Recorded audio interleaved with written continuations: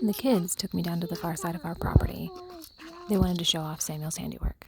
So this is the north side of our property. We've cleared along the fence line, and now we are clearing out the Youpan along the roadside so that we can eventually put a fence along this side. Meanwhile, the goats are eating everything we haul off. And hang tight because I want to show you what we've used the straight pieces of Youpan for.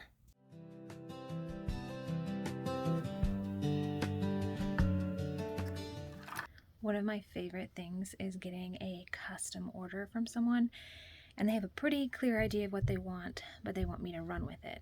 So I sketched out a reindeer, and then I have this colored paint. I'll show it to you. It's called Payne's Gray. It is my single favorite color that Winsor & Newton makes, and I'm going to use that as the background. And then what we're going to do is we're going to, while it's still very wet, we're going to sprinkle large pieces of salt on the top, and you can watch the effect. No, do the painting. There you go.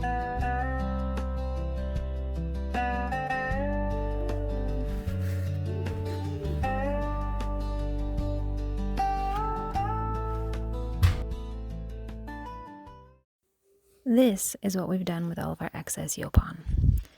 So we formed this fence around the orchard. We have several fruit trees that we wanted to keep slightly safe. Since then, we've learned about hedging, which we'd like to use once this dilapidates. Let us know in the comments if you've ever seen anything like this before. This was made out of cedar trees.